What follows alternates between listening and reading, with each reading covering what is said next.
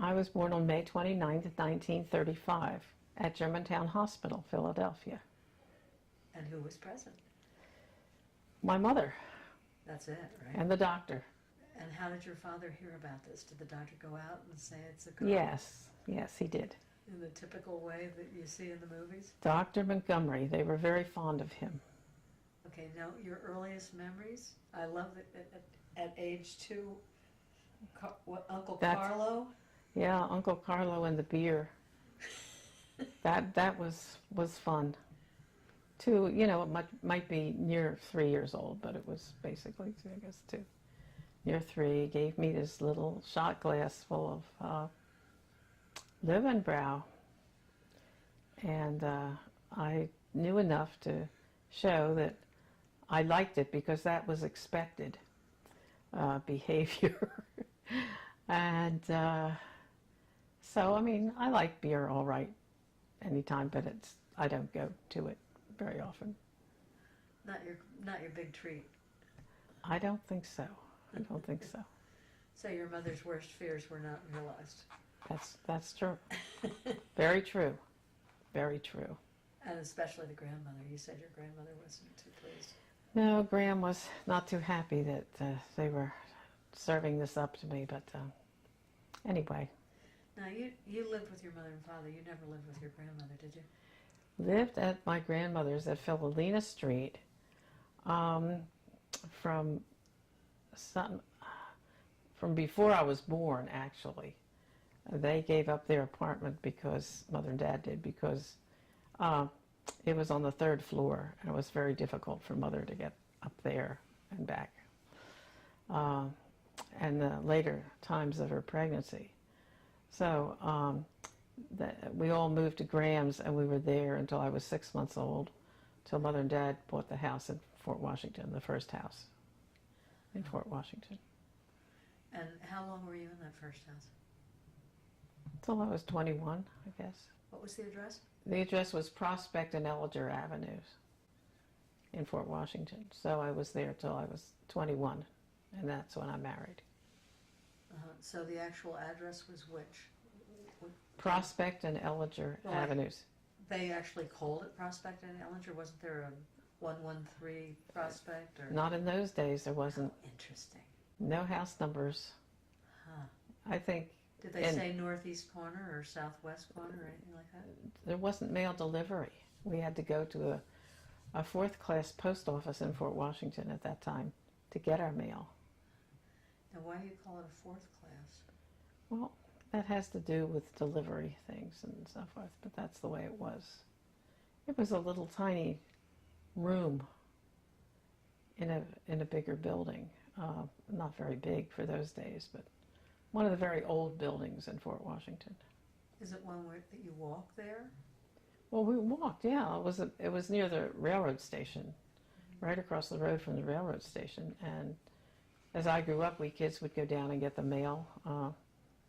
We'd go down on our bikes and, Yeah, that was your job. Well, sometimes. And who do you remember going with on your bike? Well, my friend Joan Culp, I guess. She and I would go down. We'd go down and get our mail and stuff like that. And did Joan live right around the corner from you? About 2 blocks down, yeah.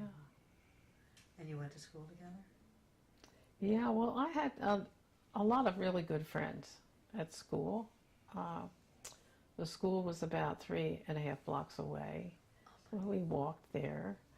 And when I moved here recently to Folkways, the school was still standing, but it isn't now. What was the name of the school? Fort Washington School. It was a public school, and there were about 8 girls of us there who started 1st grade and went all the way through the 9th grade.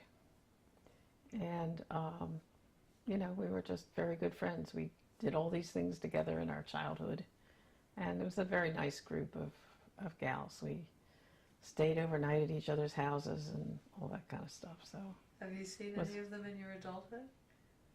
Yes, but in the last 20 years, I'd say no. most are not living, That from must, what I know. that must be so challenging. I can't even begin to imagine it. Well, Well, I can imagine it's the way actually. life goes. You fit them into the whole rest of the world, and it doesn't seem so momentous. And you also are making new friends at the same time, so that it's a mix. I'm loving that you're getting the clock at the same time that that's spoken. It's kind of beautiful.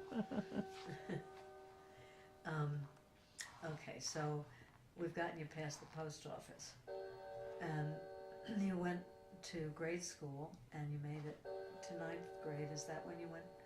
Did you stay? Did you stay at home for Well, high school? I went to elementary school in the same building in Fort Washington through 8th grade. And then the township started building a high school, and they did one grade at a time. So I was the first grade there, which was 9th grade. And then I went to George School after that. I see. So When you went to George School, you lived at George School. I was a boarding student. That's right. Were there day students at George School? Oh, yes. What was the mix? It's hard to say, but there were not as many day students there then as there have been since then. The number has increased considerably, I think, as Bucks County has expanded its population. And also boarding is really not as popular as it was during the time when you were going to school, probably for people that live an hour away. I mean, Well, a lot of people will even drive an hour now.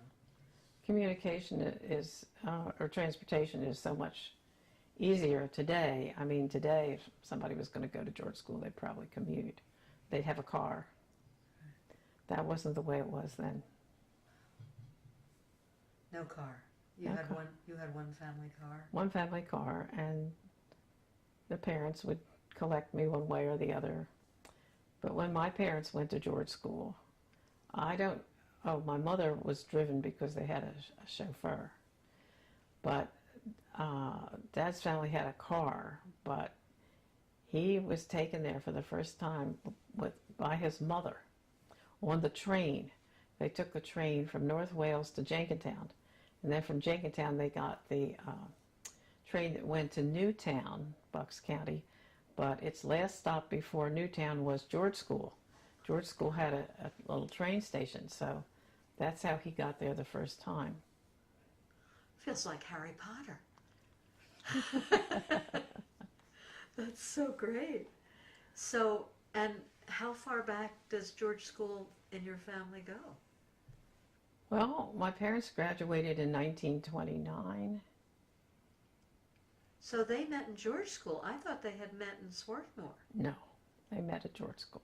Interesting. But they were not an item at that time When did they become an item? at Swarthmore. I see. Huh. But they were the first to go to George School in your family. Not great. To go to George School, Yeah, yes. your grandparents didn't go to No, George but they School. did go to Swarthmore. Your grandparents went to Swarthmore? Mhm. No kidding. How about great-grandparents? No, How much do you know about your great-grandparents? Anything? not much of anything. Just names on a paper? A couple pictures, maybe. Yeah. I guess I know more maybe about Graham's mother, and it isn't anything particularly spectacular or anything, but just different than what you know today. She married, she came from a Quaker family, but she married out of meeting. Oh. And I don't know where she was married. I think probably at home someplace. But she was kicked out of Kennett Meeting. Was this Shumler? Yes, because she married out of meeting. And her husband was sort of a ne'er-do-well. And they had a hard time making ends meet. And Graham Passmore was sent to the city to live with Uncle Will and Aunt Lucy. And I never knew that until maybe 15 years ago or something like that. Nothing was ever said. I always wondered why there was all this Aunt Lucy business, but I never put it together.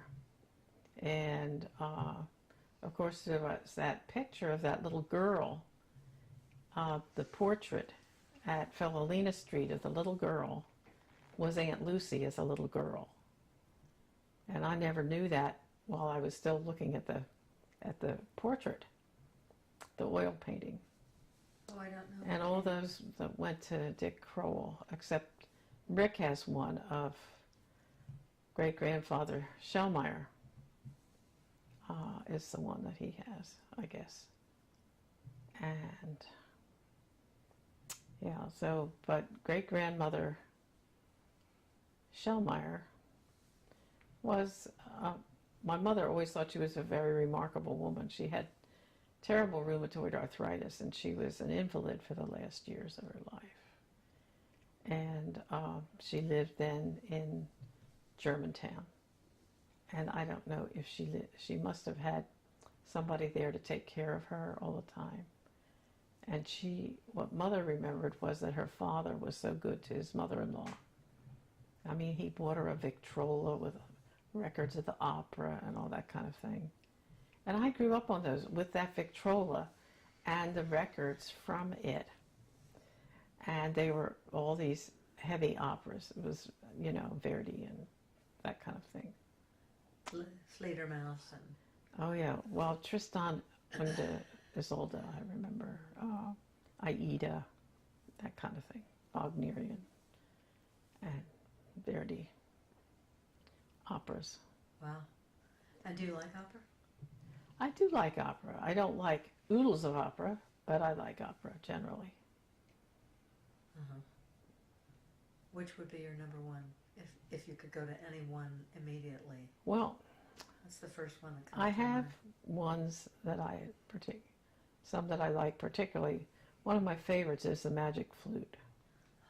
It's so much fun, and I like the music to it too. It's a very creative kind of thing, and they say that Mozart really got a lot of inspiration from listening to birds. And of course, in that particular opera, it sounds very bird-like.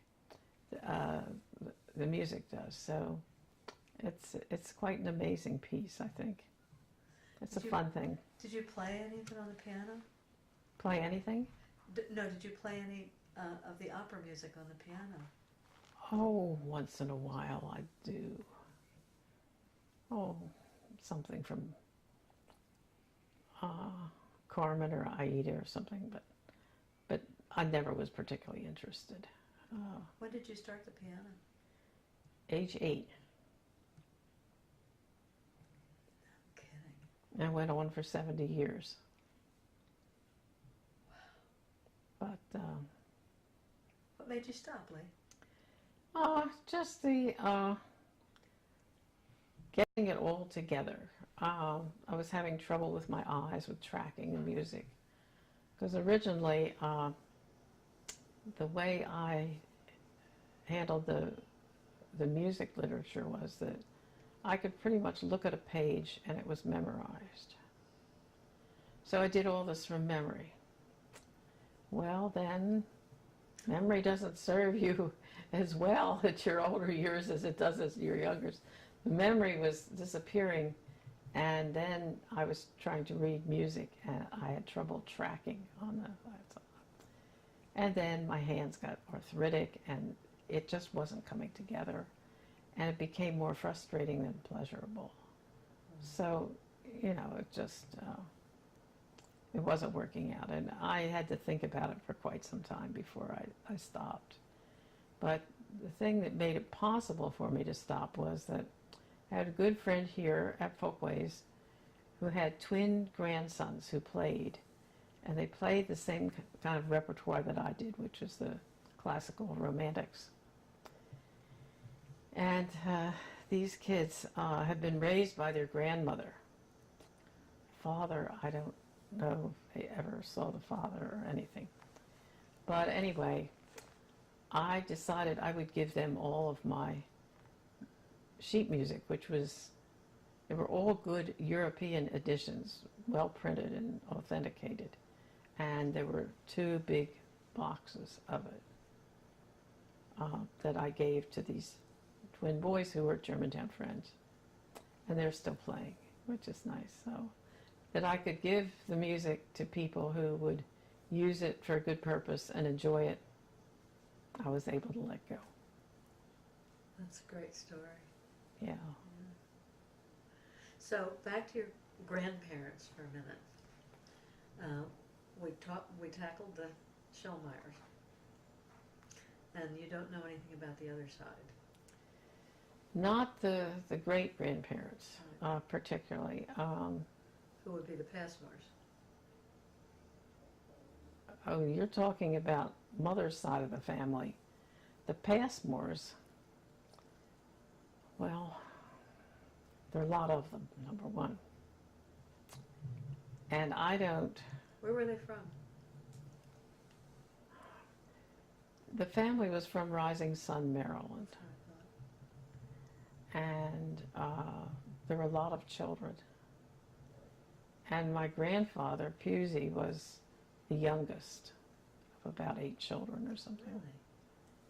And one of the brothers went west and settled in Montana. And the son of that particular brother was Edward Passmore, who's Judy Passmore's father. But there were all these other brothers, and it's a long story, to tell you the truth. I don't know much about each one that I knew of, but there was one in Oxford, Pennsylvania, who was in the lumber and supply business, and I got to know the offspring from that one. They lived in Black Mountain, North Carolina, so we had a lot of contact with them and everything. And what was their name? It'll come to you at lunch. Don't worry. It'll maybe come to me a little later. There was I can't remember their names now. Anyway, and then there was grandfather Passmore's brother, Uncle Lincoln. I never knew him. And his son Alan, I did know, because he took me to lunch at the Union League when he was president. But other than that, I really don't know anything about the Passmores. So, your grandfather was president of the Union League, and then his nephew was president. So there were, back to the Passmores just for a minute. This is your grandfather. Yes. Married to Graham. And we really don't know much about grandfather because he was gone by the time you were born, and all you got really were stories about him, right? Right. He died when my mother was 16. Oh. So, Wow. So none of us in my generation ever knew him. Did she ever talk about how he passed away, what he died of? Or? Oh, yes. He had some kind of kidney problem. And it's thought that he caught something when they were on a European trip, like from bad water or something like that. I don't know that they really know. I mean, I'm sure there's something on the death certificate, but it was way back in 1927, so who knows what it was. But he was quite sick in Europe, and that's when they were in Florence, and Pusey was there on a trip for the State Department and had decided to take his family over there for some sightseeing and things like that while they were over there. So in Florence, Pusey got sick, and Graham took care of him, and the girls pretty much ran the streets of Florence. And that was amazing to me to hear that, because I wouldn't have thought that they would have been allowed to do that. But she was so involved with him and his care, and of course dealing with a different language and everything, that it was quite difficult. So then he got well enough, and they went to Paris by train, of course. And so then they had to stay in Paris for him to rest up a bit. So they had some time there, and then they went to England, and then sailed from there, I believe, home. But he was sickly the whole time and died a little later. So. So he must have gone in the fall, I guess. Probably. I don't know about that. It's a blank. Huh. But Mother's diary of going over there is all about boys. All about boys. And I don't to this day know where that diary went. But I was the one who cleaned out my mother's desk after she died. And so there were all these letters, and the biggest volume of letters was from me to her. She kept every letter from when I was away at Girl Scout camp when I was 8 years old until the day she died. She always liked letters, and she liked them because she could read them over and over again. And there were all these letters. I mean, I could not believe all of it. And then she had some other letters in there. She had, it's really a beautiful letter. I'm very proud of what I did. A letter I wrote to my grandmother Willis on her 100th birthday. A couple things like that were kind of milestone letters. I remember that day. And because we were invited to a beautiful party, and Brant had just been born, so we had the youngest and the oldest at the family party. So your grandmother's birthday was in January, maybe February, somewhere around there? January 4th. Yeah, yeah. And so we had Brant there, and I got the place of honor to sit next to her at the table. How nice. Because I had the baby, not because. And I remember asking her what was her what would she describe as the best way to get to 100? And she said when she was 80, she gave up the idea of being old. How about that? So that's my gift to you back. It is a gift to me. It's one I need. That's really good. Isn't that great? She said she gave up on the idea of being old when she was 80. And she took up a new career. She started writing when she was in her late 80s, from what I understood. Writing? Mm-hmm. Yeah, she was published. And I never heard about that. Yeah. By whom? I don't remember.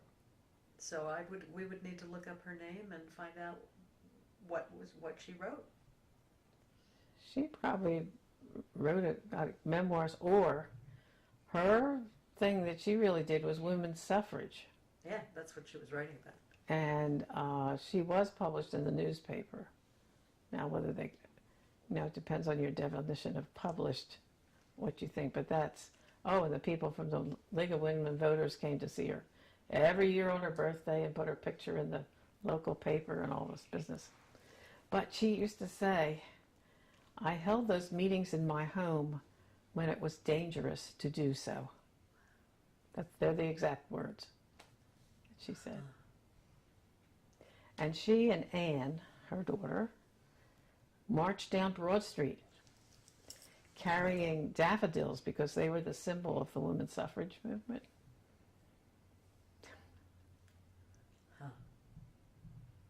Wow. Extraordinary woman. She was really extraordinary. How long did she live? 109. And she was able to walk up until maybe 107? Ooh. I don't remember that she couldn't walk at the end. Because with her, everything was so very gradual. It was like little by little. And, yeah. Wow, amazing.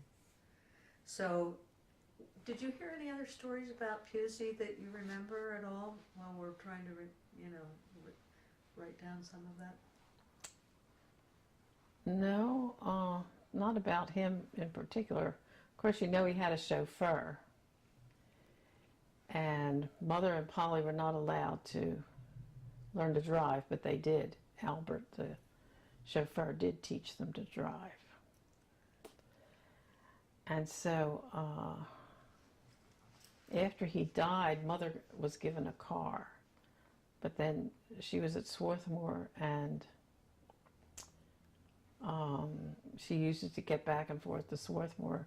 But she also had a little duty to take her mother certain places where she couldn't get on public transportation. So that was set up. But Mother was not happy about having the chauffeur. She was very embarrassed to be driven up to George School by the chauffeur. She was embarrassed in front of the other kids. Why? And the only thing that made it bearable for her was that Polly went with her, just, the ride up and back. That I guess there was no thought that her mother might go with her. These two were not, raised so much by their mother as by servants of one kind or another. And so she didn't like that. And the very strange thing for me was when I was at George School, there was a girl who was from Jenkintown, from a wealthy Quaker family, who was a day student and was driven up to George School and collected every day. And I really was quite annoyed by this, because I thought, if it was a Quaker family, they shouldn't be affording all this and everything. They should maybe be doing something else. And the girl was okay, but nothing particular about her. But I never ever thought that my own mother had been in the same kind of situation. But Mother wasn't a day student either. It was just when she would arrive for the term and whatever, she was driven up there that way. When she was driven up for the term, they didn't go home on weekends? Oh, goodness, no. No way. I mean, she may have for very, very occasionally, but not like I did. How often did you go home? It's hard to say. I mean, for a semester, I'd say maybe about 4 times, but I went home a little more often, particularly my first year there, because I had terrible eczema there. It was so terrible. I had it all over my body, and I'd never had that before. And then being 15 years old, and the things that you're interested in at that age, that was a really bad, very, very bad time in one's life to have that. And I would call my parents and I would tell them what a terrible situation I was in. And they would just give me stoic, stiff upper lip talk and everything. Finally, the headmaster called me down to his office and talked to me about trying not to feel sorry for myself. And he was a man who had polio and was still on crutches. And so we had a lot to talk about. And I can remember crying in his office, and he handed me his handkerchief across the desk. So it wasn't too long after that the dean called my parents and said, we can't keep her here any longer because she can't really walk up and down the steps to her 4th floor room in the dorm. And you'll need to come and get her and take her home. And they did. And my parents felt terrible. But they had both had eczema badly. But they were tired of this thing with eczema. I mean, because I'd had it, off and on through my childhood. And, I mean, they had to get up at night with me when I was little and, all that kind of stuff. They were sick of it. So they took me where I should have gone to the doctors in the first place, which was down to Penn to Dr. Pillsbury. And I was put in the skin and Cancer Hospital of Philadelphia, which was used by both Penn and Temple med schools. And about 30 beds of people with the most horrible looking skin problems you ever saw in your life.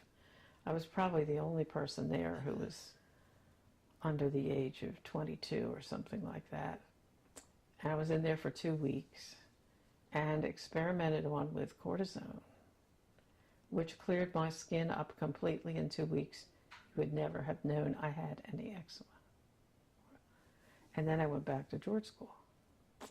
My dad came to see me on weekdays on his lunch hour, and my mother would come in once on the weekend. And that was that. Wow. It was a tough time. 10th grade was no party. No. By 11th grade, what was happening? What was going on? Well, just pretty normal life, I guess. You had gotten rid of the eczema completely Oh, yeah. during the cortisone I had no period? more real trouble with it at all. So I guess pretty normal life. Did you like George School?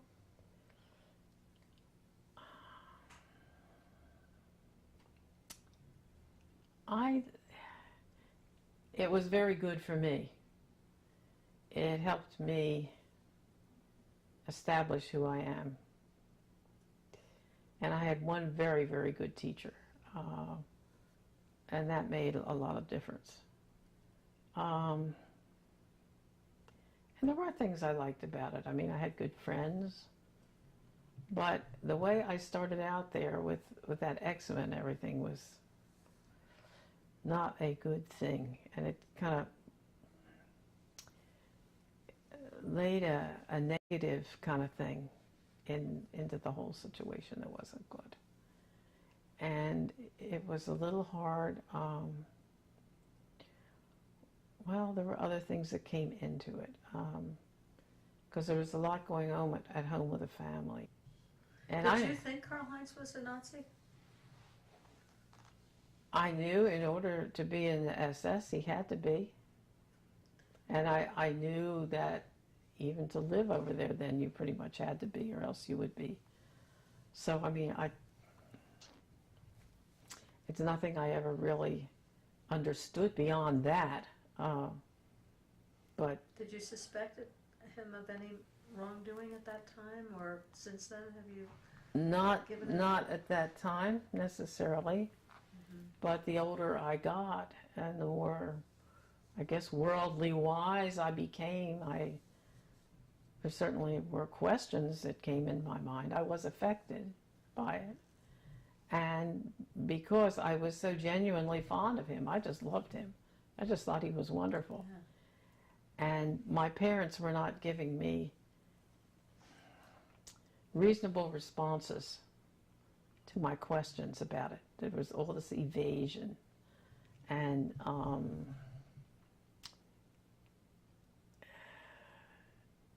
that wasn't good either. Did you feel that way always with your father? He never, or your mother, they never really discussed it with you all the way through? Well, there were a lot of things like that. You know, like there was this thing about Graham being raised by her aunt and uncle in the city. I only found out about 15 years ago about that. It was never, ever. I mean, and I think it was just very Victorian, because both my parents were born when their mothers were 40 years old. So that, and I was the oldest child, and I spent more time with my grandparents than the others. So I had more influence of this type than they ever had. And also with me, they were new parents. They practiced on me for the others. And there were some things that came along afterward that were I felt very unfair. And anybody else would think so too, who had any sense of fairness, as far as how they were treated versus how I was treated. It was a different upbringing. And I spent an awful lot of time with Graham, and I had a lot of privileges. And that's that, you know, she would take me here and there and all these things. And particularly my brother, well, they both my siblings have felt that I was especially privileged.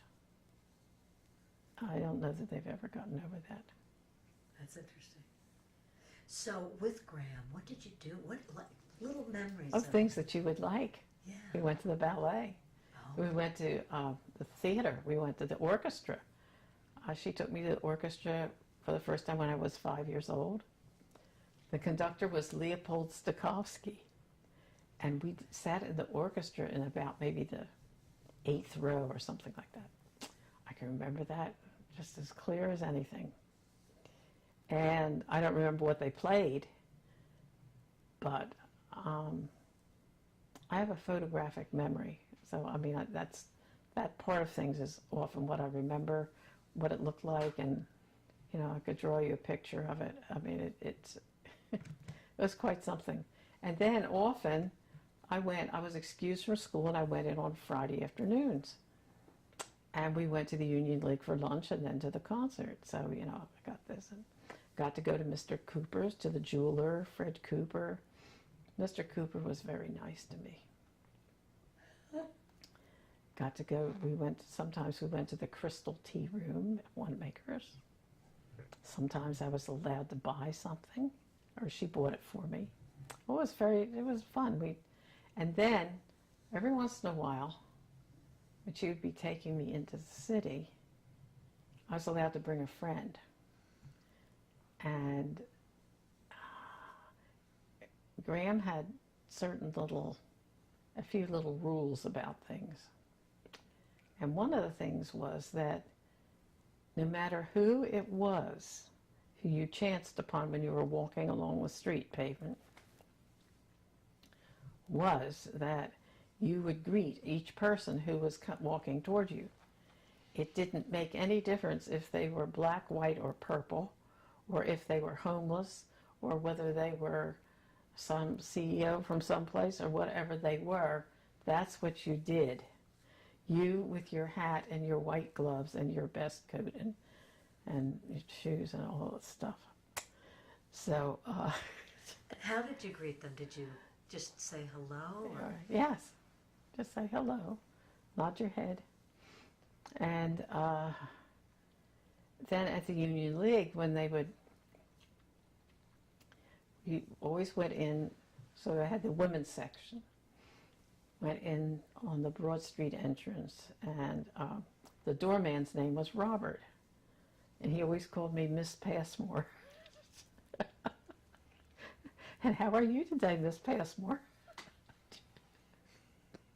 Now, see, that's where my brother and sister get a little green, that they didn't get that. Well, finally, Dick is a member of the Union League, so Oh, my gosh. he's so happy now. Huh? Oh, such a struggle. Oh, my gosh. So cute. Happy in his old age to be a member of the Union Oh, League. goodness sakes. He went through a lot to go through the membership process, I'll have to say. Huh. And their membership is larger than it's ever been. And I think they're a little more restrictive of who they have. And they really grilled him about his grandfather and what he did and all that. And it's really more about who is he. But they didn't. Carl Heinz's subject didn't come up, right? Oh, no. Oh, no. Just teasing you. Just having fun. Yeah, no, not at all. Speaking of Carl Heinz, you know, right after Pearl Harbor, when and you know all the trouble with Carl Heinz and the draft board and all that stuff. You probably didn't know it then, but you probably heard about that, right? Where he was actually deported right after Pearl Harbor, and Polly went with him, and Elsa when she was 6 years old. So it was early 42. See, I didn't know that it was trouble with the draft board yet. Right. They didn't tell me about all these specs. What they told me that the things that went on with him, particularly with that residency up at the Reading Hospital, that the other residents were not good to him. That they were, what they told me was that they were, because he was the chief resident, they were jealous because they weren't chief. So they weren't nice to him, and they accused him of being subversive because he had a radio. Well, the radio was a radio that had been Graham's. I mean, it was no special radio or anything. And so they said, well, that was the trouble, and then some trouble with what was going on in Washington. And they didn't give me any specs about anything. But they said what he decided was it was too difficult for him to live in this country. And after all, he was German, and he was going back to his own country. That's what I was told. So I don't know how much I was told.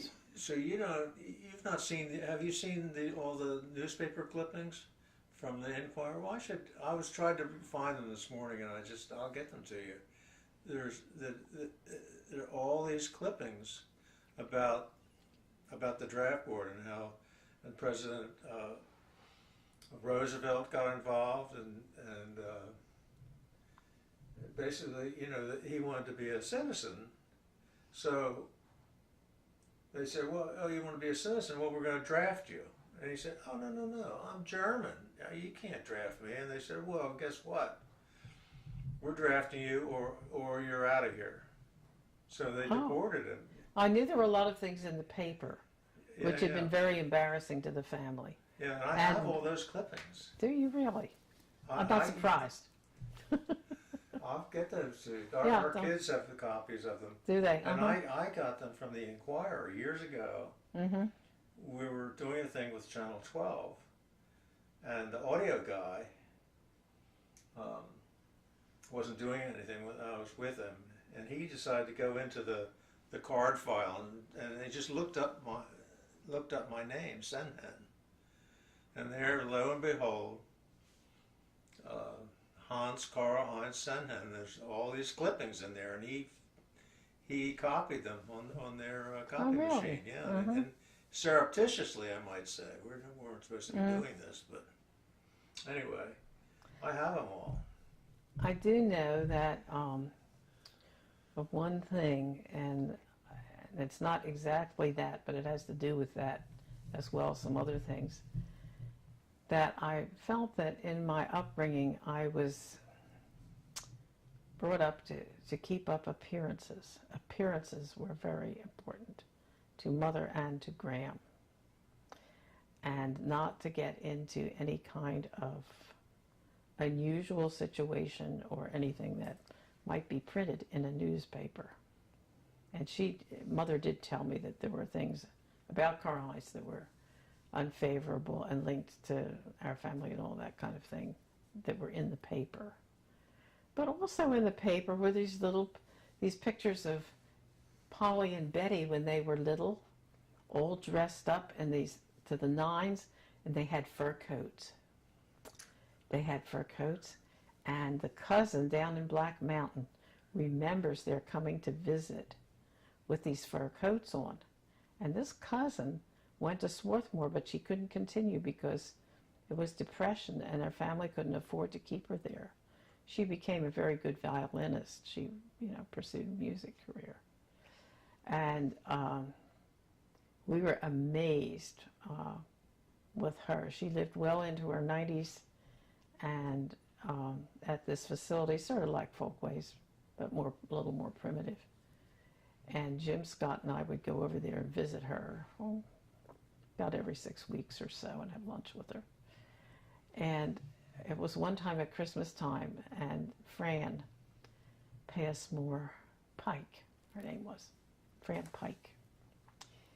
And she sat down at the piano and we all sang Christmas carols. And she did all this from memory. No music or anything. 90-something years old. Just amazing woman. But she and her husband, Lloyd Pike, had been at Swarthmore with Mother and Dad. So, she and Mother spent some time together in their childhood, which was really nice. And then, while I was in North Carolina, Fran's sister had died. I don't remember what her name is, but her daughter, Lillian, was there with her husband. It was a very unusual story about them, too. And so this Fran, her aunt, was really like a mother to her. And we would see them, too. Oh, my golly, on and on these tales. That's amazing. Yeah, but Lillian, better known as Dodie, had an unusual situation. She married a guy who, when she met him, he was in a monastery. He was a religious person. And he had to get permission from his abbot to do something and meet her. And they met on this trip between Iowa and Pittsburgh. And then he left the monastery. Yeah, and they got married. She became a Catholic, and she played all those people in that family were musicians. She played the organ and the piano. She played the organ in the Catholic Church. And they married and had 2 sons. And Elsa met them.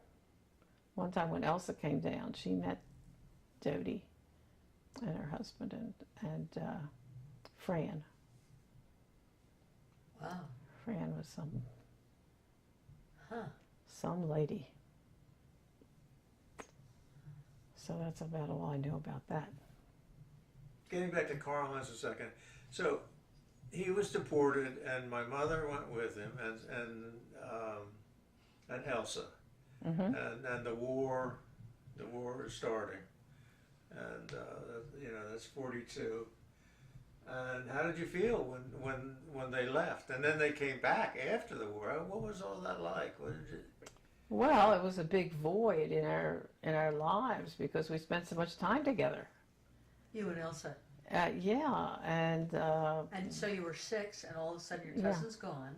Yeah, And doesn't and return. it was hard on Graham too. I think the whole long thing was hard on Graham, and so she was then by herself, and it was wartime, and she kept the house on Philolina Street, but she lived at Emlyn Arms during that time, and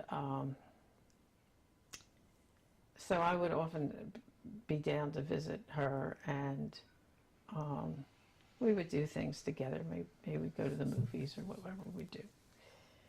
And we always went over to the house on Philolina Street to check the mail and see that everything was okay over there. And there was a plant in there. It was one of those cut-leaf philodendron plants. It was a large one. The plant's name was Colonel Betts. Now, I never knew until recent years who Colonel Betts was. Apparently, Colonel Betts had given her this plant. Colonel Betts was somebody who helped found the American Friends Service Committee. And he did ambulance work in World War I. He's a well-known Quaker. But he was in the service, and that's how he got into knowing about all this stuff. And very, very strange kind of situation. Do we think Colonel Betts liked Graham? Well, we always teased her. And who did we tease her about? She ought to marry a man like Harry Truman or something. I think I remember that one. We teased her about it. And oh my goodness, she would be horrified. She would like that, Oh my goodness, it just. So she wasn't likely to marry Colonel Betts then? Oh no, or anyone. She was a widow through and through. Yes, absolutely. She did an awful lot of sewing. She made all my clothes except my underwear and my shoes till I was 8 years old. I mean, snowsuits. Just, for regular wear and also for best, because I had to look my best when I went with her. To the ballet. Yeah, whatever. And so Elsa was gone for how long? Did she come back when you were around 12? or 10? I mean, It was 1947, so yeah, it would have been, yeah, around 10? She was 10? 12, 11, 12, somewhere in there. And then, you know, we saw each other some, but not so much like we had when we were younger. I mean, because we were older, we were involved with school things, and there were a lot of adjustments to be made. I mean, Elsa went to the dentist every week for 2 years or something after she came. I mean, Dr. Gins, remember Dr. Gins? You know, it was just, there were all these adjustments and everything. It was not easy. And through all this period, Dad needed to do things with Graham that were helpful, and Mother did too while they were away. I mean, Graham wanted to go see some of her friends out in the country, and she had no transportation, and we didn't have very much gas, and we had to save for these things. Plus, we had Pop and Gammy on the other side of the, with my grandfather being blind. And Dad spent at least one night up there a week, and sometimes, you know, on weekends, and we all would be with them. So I guess easily enough, we lived geographically in between both sides of the family. So one time we go one direction, one time we go in the other direction. And so my parents had a lot to do to be involved with helping with different things, or taking Graham out to Aunt Polly's, or, you know, there were all these different things. It was just... Graham and Aunt Polly were sisters. Yes, and but during the war, while Graham still had the house on Philomena Street, Dorothy Bell, I don't know, did you know Aunt Doffy? Oh, she was wonderful. I don't know this name. Aunt Dorothy Bell. She was a best friend of Aunt Polly's, and probably of Graham's as well. She was Avondale, West Grove person, and her family they had Star Roses. That was their business. And so Dorothy Bell was a single lady, and she worked for the Society for the Prevention of Cruelty for Children, helping to place children in homes and things like that. Then when I moved up to Harrisburg and lived in Camp Hill, she was living up, Aunt Doffy was up the Susquehanna River living with her nephew, because she was never married and had no children, Jeff and Heidi Corson. And so we saw Aunt Doffy every Sunday at meeting. And we'd take her home with us for Sunday dinner a lot. And the children just loved her. She would read stories to them while I was getting the dinner and all that. And she was fun. And Who was Aunt Alice? Aunt Alice was Graham's sister-in-law, Robert Shellmeyer's wife. She was a Christian Scientist. And was she blind? No. Who was the one that was blind that Polly used to go bring over to our house? She went to visit her maybe in New Jersey somewhere. I have a vision of Camden, but... I have no idea. She was older than Polly. And I thought it was Aunt Alice, but... No, it wasn't. She Well, lived in Germantown, right? yeah, she could have been blind in her very old years, but it could have been just right before she died or so. I have a funny story I'll tell you at lunch. Because I don't want to talk when it's your interview. Well, but anyhow, so, no, the friends of Polly's that I remember particularly are Mary Reed.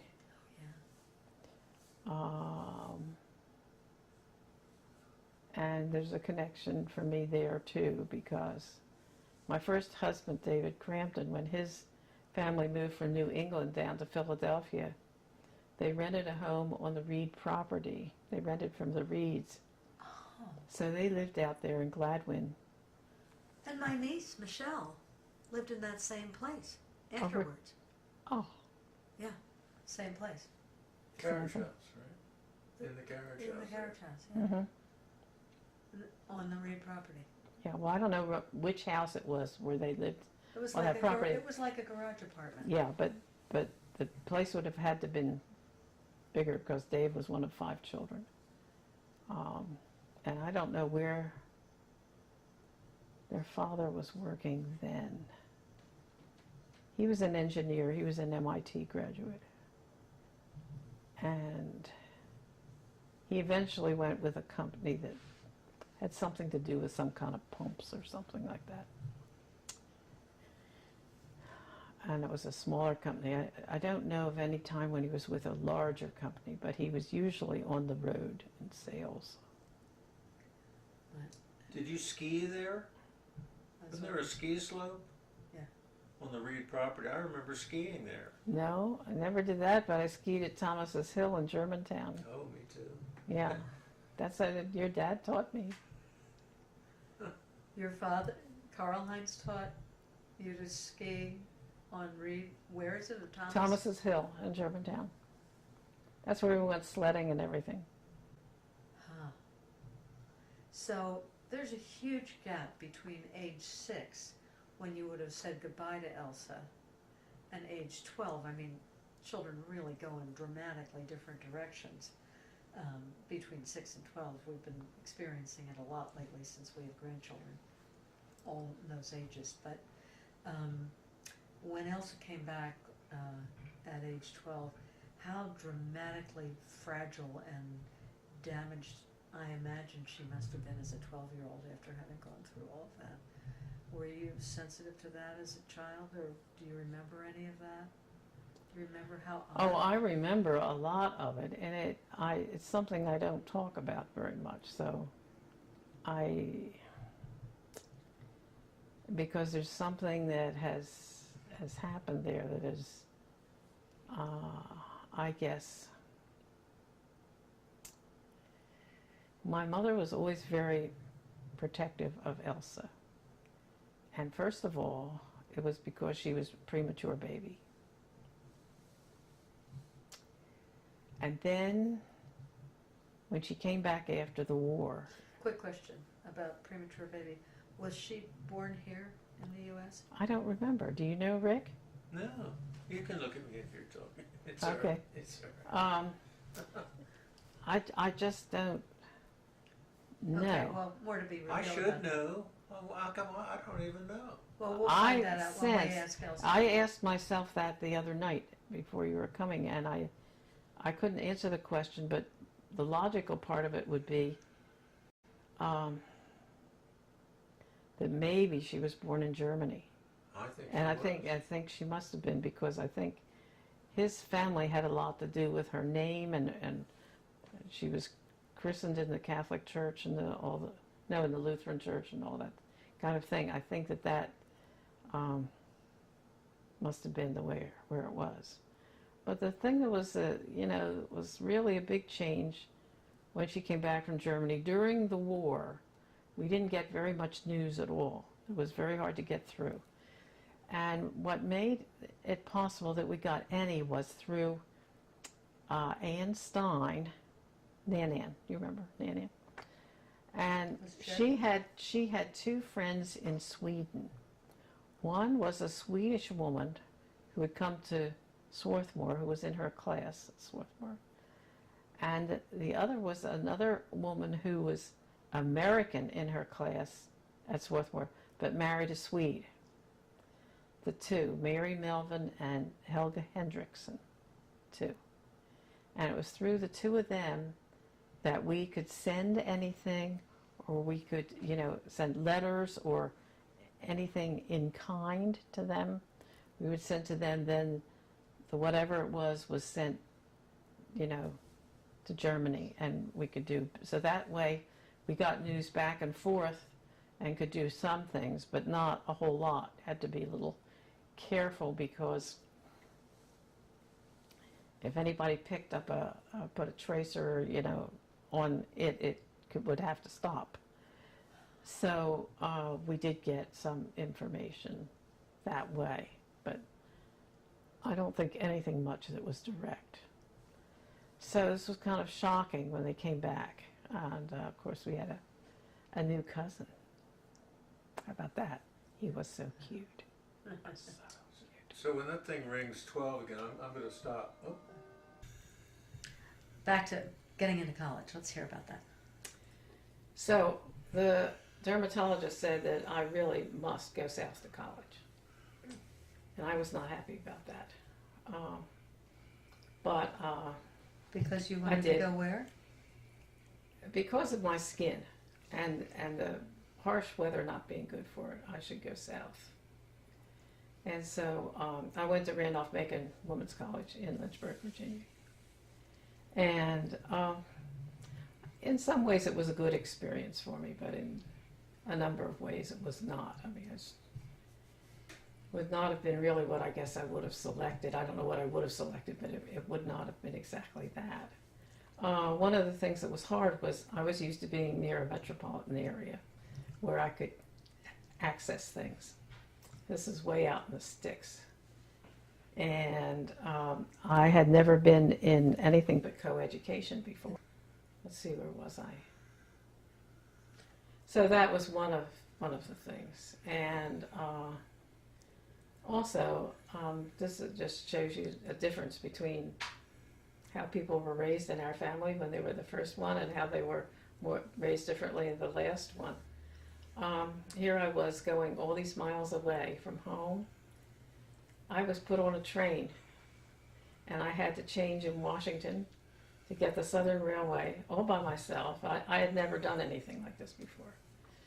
And there I was. There was somebody from the college was there to meet me and everything, but I was really on my own. I was not allowed to come home at Thanksgiving because it was too expensive. So I had to find some place to go over Thanksgiving. And, you know, this was just like being dumped out. And this was, you know, shortly after Marty was born. It was not a good situation. And compared with something like when she went to college, her parents drove her out there. And, you know, it was farther than going down to Virginia. It was all the way out to Beloit, Wisconsin. I mean, they were older. I mean, there were a lot of not good decisions made in my youth. And I didn't always have very much to do with what the decisions were either, which was not good either. So I was academically over-prepared. And I was moving into a different culture. And my life and lifestyle didn't exactly fit in with fairly well-to-do girls of Southern culture. I made some friends there and everything, but I did have an eruption of eczema again, and I had to go all the way to Charlottesville, Virginia on a bus and forfeit some classes to go to this doctor at University of Virginia Medical School, which was not good, so it was that. I did come home at Christmas, and that's when I met David Crampton at a party in Rydell. And then things seemed to click with that, so that went on. So Dave and I were communicating back and forth through, you know, the spring, winter, the spring, and so forth and so on. So it ended up to be a go, and we were married. I left Randolph-Macon after 2 years because I deliberately, I don't think I deliberately thought I would flunk the course, but I could not stand the professor. He was a guy who came in from Yale, and he did nothing but use profanity in the classroom. I mean, it was, I can take some of that, but, you know, spread throughout a lecture, this profanity, I just couldn't stand it. So I just could hardly stand to pick up the book. I just hated philosophy. and I did not try to do anything about it, and I flunked the course. My father was so enraged, so terribly enraged, he would not allow me to go back because he had paid for this, and I had, I guess, violated his trust or something like that. And I was to go to secretarial school, and I did not want to go and do that either. So the college would take me back. I just had to make up the coursework, but he would have nothing of it. So I went down to Pierce Business School, which I did not like at all. It just was totally unsuited. It was a mismatch from word one. So, things got thicker and thicker, and then I was there for about a year, and then Dave and I got married. And then Chris came along. We lived with Dave's parents over in Jenkintown, and that worked out pretty well. That was really amazingly good. My mother-in-law and I got along very, very well. It was amazing. She taught me a lot of things that I didn't know otherwise, and it was a good situation. So that was terrific. And Dave continued with his studies at Penn and graduated, and he switched from being in mechanical engineering, which he hated because his father wanted him to be in there. So we both had a little some of the same kind of thing. Parent decides. And so he switched over, and he had to work awfully hard because he had to take 21 credits a semester to graduate with his class, and he did that. But then when it came to getting into med school, he didn't have the right credits from mechanical engineering to liberal arts. And so he had to take another year of some courses to get him into med school. And so then after we'd lived with his folks for about a year, then we moved to an apartment in Glenside. And that worked out quite well. I still was not working. I was taking care of Chris. And then when he went to med school, which was at the University of Maryland, we moved to Baltimore. And that was an adventure in itself. And those were very happy married years. I mean, we did well. It was good. And got down to Baltimore, and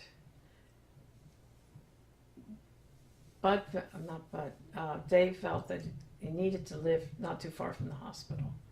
Of course, these hospitals are in the middle of the city. I mean, and I had never lived in the middle of a city before. I was just not too pleased with that. But so we did find some public housing out by Hopkins. So we were there for 2 years.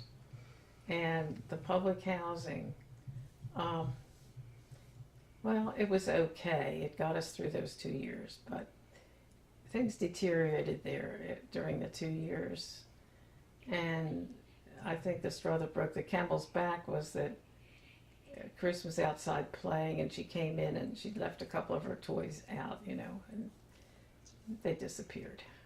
And just couldn't have that. So we moved out to Towson, and that worked out. But it was more of a drive to get into the city and so forth. And I took a job in an employment agency, which was mainly sales on commission, and I wasn't really too suited to that. I mean, it worked for a while, but it just wasn't so good. So then we had some good friends from med school, and the gal suggested that I teach. She was teaching, and so I went and applied for a teaching job. In 10 minutes, I had a job. 10 minutes. So I was placed in this school. If you've watched the news, when they have a rumble or whatever in Baltimore, and it's in this awful area, that's where this school was. It was a school that went from kindergarten through 8th grade. And the people in the students in the school were about half native Baltimore blacks and other half Appalachian hillbillies, because Baltimore was a welfare mecca at the time. So I taught third grade there for a year, and one of my biggest jobs of the day was taking the attendance, because these kids were in such a, and it was mainly the whites who had moved in from outside Baltimore who were the most unstable. And they would move, say, I had one boy who lived in one block during the whole year, but in 6 different addresses in 1 year. So, you know, it would be down 2 houses and up to the 3rd floor, or, you know, across the street and whatever. So, and these kids needed a lot of training in a lot of things. They were kids who could not be taught by ordinary methods. And so, because I wasn't certified and I'd only had 2 years of college, I had what they called a helping teacher. Well, she was from the suburban part of the school district, and she tried to get me to apply these standard ways of doing things. So I went to my principal, and I talked to him about it, and I said, you know, this just isn't going to work, and it's not fair to these kids, because they really need a lot of help. So he came in to the classroom a couple of times and reviewed what was going on, and he took this up with this helping teacher, and things were changed, and she graciously, I mean, she handled it in a gracious way. She could see it too, that the other wasn't working. And so I was sort of on a free rein to develop what would work with them. And it was really a wonderful opportunity, because you could use your intuition and your whatever, what sense you had, to get from where they were to where they needed to go. And these kids had, the black kids were really terrific, but they didn't have much background like what I was used to or had been around. So, and of course probably 2 working parents, or maybe only 1 parent in the home. And so they didn't know about common things. I mean, if they had, say, peas for dinner or something like that, they thought the peas came from a can. They didn't realize that they were vegetables that were grown in the earth or anything like that. It was unknown. So we ended up having all these gardens in the classrooms so people know how things go. It was really an education for me.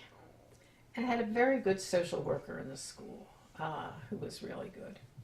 And the faculty was good, but they were from all different kinds of backgrounds. It was quite a spread of diversity.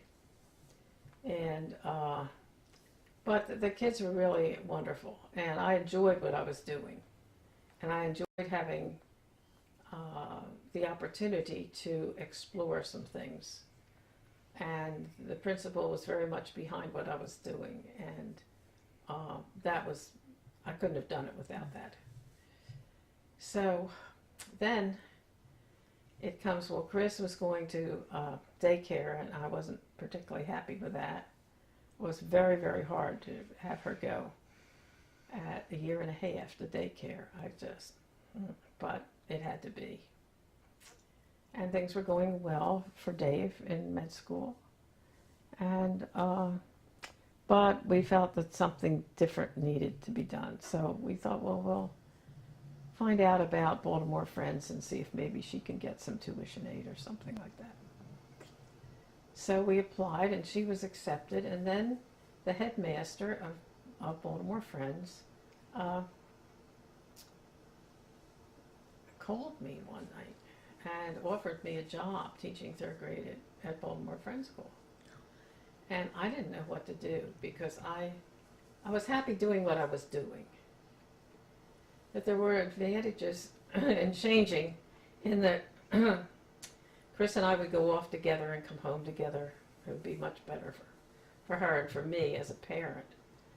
And also, there was not too much difference in cash, but the other benefit I got, though, was that her tuition was, I wasn't charged any tuition for her, and I was getting a better quality day for her, as well as we got this fantastic lunch meal, which was dinner in anybody's household today. And it was a family set up, 8 people to a table with a teacher, and they had everything. I mean, it was like a dinner. And they had all different kinds of things, and everybody had to take at least 3 forkfuls of whatever it was that was presented. And children who did not know how to cut their meat were taught how to cut their meat. So that worked out, and I taught there for the rest of the time we were in Baltimore. For how long? I was there 2 years, 3 years. 3 years. Baltimore Friends. Delancey went to Baltimore Friends as a kindergarten child. Did she really? Mm-hmm. That's where Chris went as far through kindergarten, and then we moved. So Darling place, just darling. Mm-hmm. Where does she go now? McDonough. Does she? Mm-hmm. She's been at McDonough from first grade on, and now this is her Mm-hmm. 8th year. She's in 8th grade, and Ace is in sophomore year, and Rock is in junior year, so they've all had a pretty privileged life. Well, it's a very good school, but when I was living in Baltimore, it was only boys. Right. Yeah. So, meantime, we went to the meeting at Stony Run meeting in Baltimore, and I changed my membership to that meeting. I was active in the meeting. I taught first day school. I taught junior high age kids on Sundays. And I also did some work with junior yearly meeting, which would be all of Maryland and that area for their sessions. So that was interesting to me. I made some very good friends there. And Dave did well in school and graduated. And then to make the change, I also had a miscarriage while I was there, the last year I was there. And that was kind of upsetting, but wasn't too long after that Steve came along, but that was after we were out of the med school business. And so Dave did not want to stay in the city. He'd had it with the city. He said, I've just got to get out of the city. So he looked into Harrisburg Hospital, because that's the situation there with Harrisburg General Hospital was that they had a lot of interns, 24, which is a lot. And they had a sizable number of beds in the place, and good people on the staff. So we ended up going there, and we were there just for a year. And Chris went to public school, first grade there, and Steve was born there. And so that was an easy move. But then, in those days, when you were an intern, and this was 1962-63, you knew that Uncle Sam was going to come after you. And Dave had always done ROTC, partly to, get some money for his expenses and so forth. So he had some background in that. So the question always for these guys was, do I go ahead and say I'll do my stint now, my 2-year stint now, or do I wait for them to tap me and then who knows where they'll send me, or who knows where they'll send you anyway. But so Dave decided it would be good to have a break. So he decided to go ahead with the Army and get that out of the way. So that's when we moved to San Francisco area. And we lived in Marin County for 2 years, and that was just wonderful. That was like going to paradise. I mean, we had money we could even spend to do things. And the climate and everything was just so wonderful. I mean, Chris could swim outdoors in the winter. She really learned to swim well while she was out there. She had one of her best school experiences there in the public school. It was really, really good. And we had all these wonderful things to do and see out there. It was fantastic. And I was at home for the 2 years that we were there. And then Annie came along. And that was, Steve was almost 2 that time. And So what year are we talking about when Annie was born?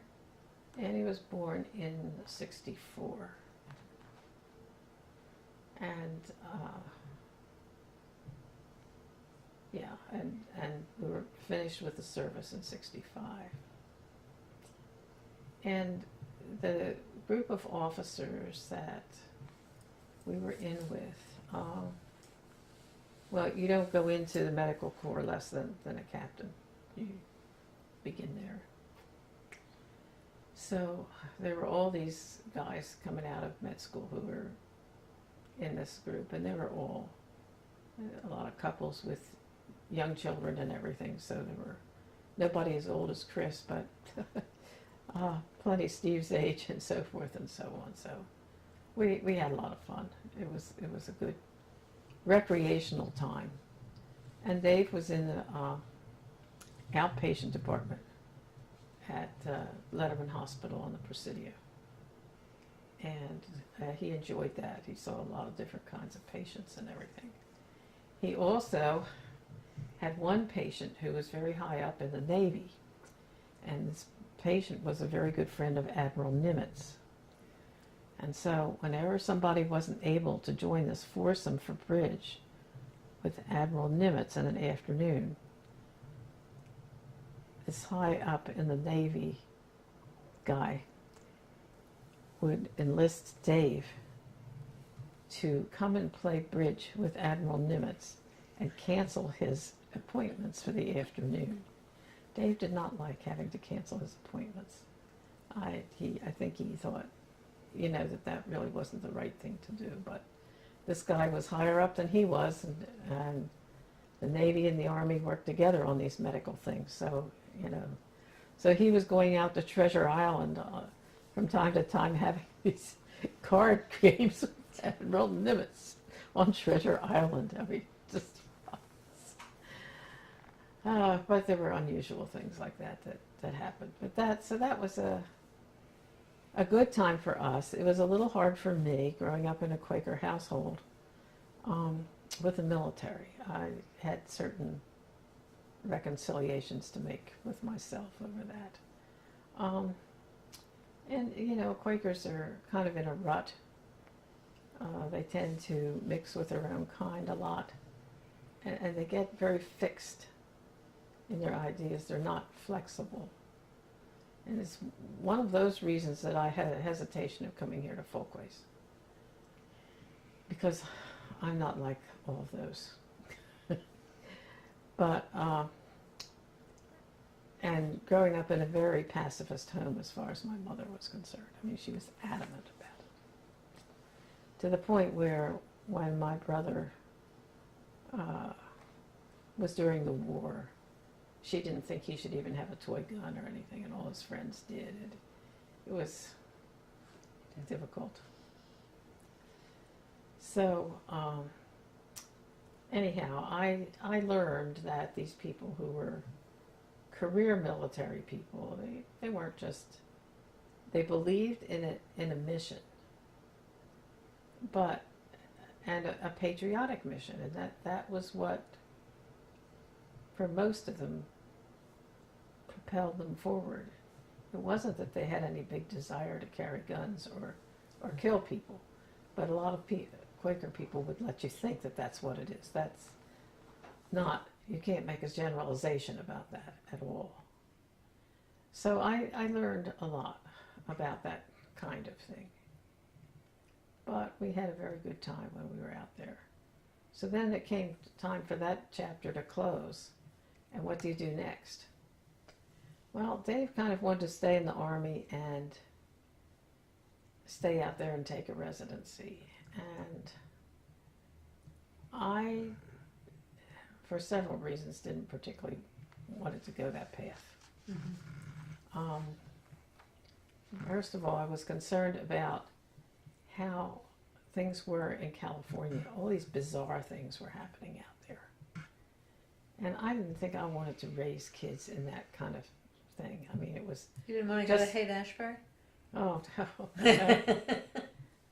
It was just...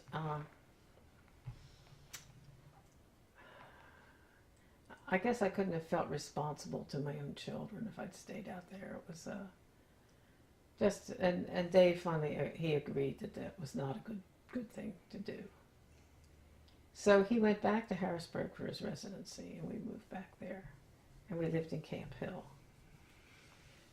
And I had a little money from Pop and Gammy, and we bought a house. And I don't know if that was a really good idea or not, but we got a very good deal. And it was a hard adjustment coming out of the service. It just was hard. We took a very interesting trip across the country to come back. To get out to San Francisco, Dave drove out there to take our car out and get us a place to live. And I flew out with a 6-year-old and a 6-month-old on a 6 o'clock flight out of Philadelphia to some place I'd never been before. And Dave met us at the plane, and we drove out to Marin, and it was really pretty at night in the Bay Area. It was lovely. And there we came up over this hillside, and there was this big thing that looked like the Philadelphia Art Museum was lighted up at night. Well, it wasn't that. It was San Quentin.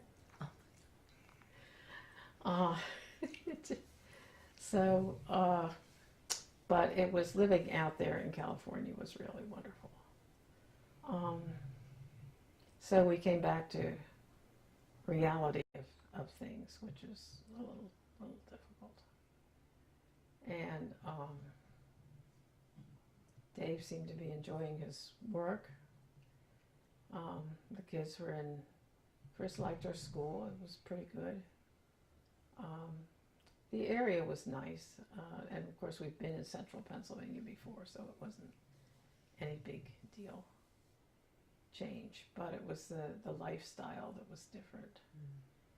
And going from a military situation like that, where you basically had a 9-to-5 job, except if there was an emergency, which was very rare, into this residency, which is like around the clock and around the clock and around the clock. And so, you know, from that time, my kids virtually had a single parent. That's where it was. And we made some good friends from that residence group that we had. We also, you know, were closer to family and everything, which was nice. And the kids seemed happy enough and everything, except that Dave then started kind of wandering. And he got involved with nurses. And I really had emotional and psychological torture, I guess I'd say. Some of these, and he asked me, he wanted a divorce. And I wasn't willing. And these nurses would call and say, threaten me or something, why I wouldn't give him a divorce and all this kind of stuff. And they do harassing things, like I'd be there alone at night with the kids, and they would call, and so I'd get rid of one, and then as soon as I get back and sit down and read what I was reading or do whatever I was doing, the phone would ring again, and it would be the same one again. And then one night this could go on several times. I mean, time after time. It was really awful.